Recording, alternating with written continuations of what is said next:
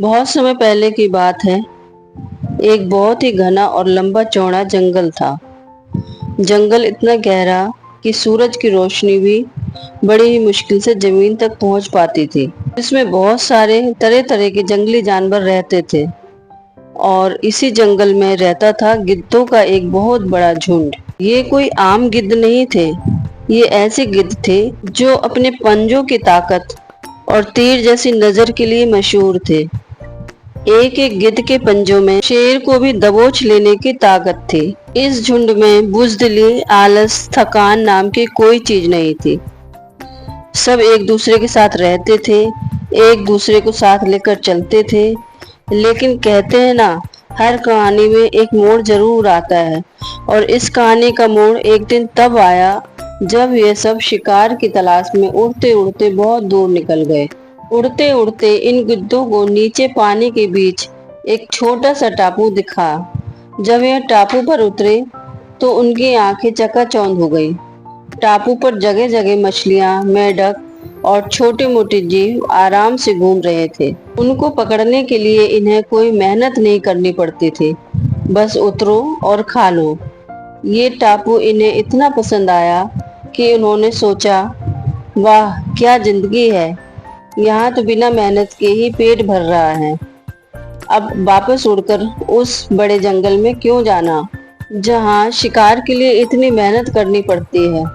बस फिर क्या था, सारे गिद्ध वहीं रहने लगे। दिन भर पेट भर खाते, आराम करते, धूप सेकते।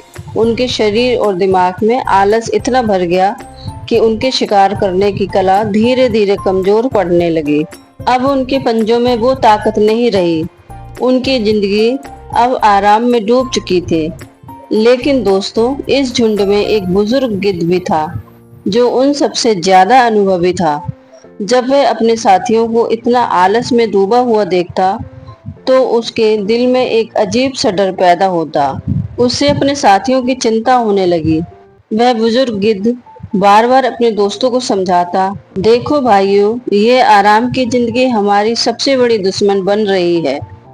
हमारी ताकत, हमारी कला सब धीरे धीरे खत्म हो जाएगी। एक दिन हम शिकार करना भी भूल जाएंगे। चलो वापस उड़कर उस जंगल में चलते हैं जहां हम मेहनत करते थे। लेकिन आलस में डूबे इन गिद्धों को उसकी बात का कोई असर नहीं हुआ। उल्टा वो उस पर हंसने लगे। एक गिद्ध बोला, बूढ़ा हो गया है, ये इसका दिमाग काम नहीं कर रहा, इसलिए हमें आराम की जिंदगी छोड़ने की सलाह दे रहा है। और तभी दूसरा गिद्ध हंसकर बोला, चल बाबा तू जा, हम तो यहीं रहेंगे। उस बुजुर्ग गिद्ध को उनका आलस देखकर बहुत दुख हुआ। जब उसने देखा कि कोई उसकी बात नहीं सुनने को तैयार है तो उसने अकेले ही वापस अपने पुराने जंगल जाने का फैसला किया। वो जानता था कि आराम की जिंदगी से बेहतर है मेहनत की जिंदगी। अकेले ही सही, लेकिन वो सही रास्ते पर चलना चाहता था। दिन, हफ्ते, महीने बीत गए। बुजुर्ग गिद्ध अपने जंगल में वापस आकर बहुत खुश था। एक दिन जब उसे अपने पुराने दोस्तों की याद आई तो उसने सोचा कि चलो एक बार उस टापू पर उनसे मिलकर आते हैं। और जब वो गिद्ध उड़ता हुआ उस टापू पर पहुंचा तो वहां का मंजर देख करके उसकी आंखें फटी की फटी रह गई। वहां पर बिल्कुल सन्नाटा था। कोई भी गिद्ध उड़ नहीं रहा था और ना ही कोई आवाज आ रही थी। हर तरफ खौफ और मौत का मंजर था। चारों तरफ गिद्धों की लाशें बिछी हुई थी। ऐसा लग रहा था वहां पर कोई जंग हुई हो। फिर उसने सबको खोजना शुरू किया। तभी उसकी नजर एक जख्मी गिद्ध पर पड़ी जो कि आखिरी सांसें ले रहा था। बुजुर्ग गिद्ध ने उसके पास जाकर के बड़े ही दुख के साथ बोला, दोस्त, ये सब कैसे हुआ? कौन आया था यहाँ? उस जख्मी गिद्ध ने बड़ी ही मुश्किल से अपनी आखिरी सांसों में कहा, हम पर चीतों के झुंड ने हमला कर दिया। हम उड़ नहीं पाए। हमारी ताकत, पंजों की पकड़ सब खत्म हो चुकी थी। आलस ने हमें मार दिया। यह कहते कहते उसने दम तोड़ दिया। बुजुर्ग गिद्ध का दिल टूट चुका था। वह भारी मन से वापस आ गया और उस दिन उसने एक अहम सबक सीखा। उसने समझा मेहनत और क्रियाशीलता जीवन में कितना जरूरी होता है। आलस एक ऐसी बीमारी होती है जो अंदर से खोखला कर देती है। यह न सिर्फ आपकी शक्ति और कला को खत्म करती है, बल्कि यह आपको इतना कमजोर बना देती है, बड़ी से बड़ी मुश्किलों का सामना करना भारी पड़ जाता है। दोस्तों, आराम करना कोई बुरी बात नहीं, लेकिन आराम को अपनी आदत बनाना बहुत गलत बात है।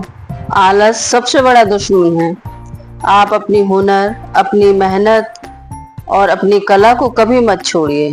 आपकी मेहनत ही आपकी कामयाबी की सबसे बड़ी वजह बनेगी। आपको कहानी कैसी लगी कमेंट करके जरूर बताइए। फिर मिलेंगे दोस्तों एक नई कहानी के साथ। तब तक हंसते रहिए, मुस्कुराते रहिए और अपना ख्याल रखिए। कहानी अच्छी लगी है तो लाइक कीजिए, ज़्यादा से ज़्यादा शेयर कीजिए और सब्सक्राइब जरूर कीजिए। साथ ही बेल आइकन प्रेस कीजिए ताकि आगे आने वाली सारी नोटिफिकेशंस आपको मिलती रहें।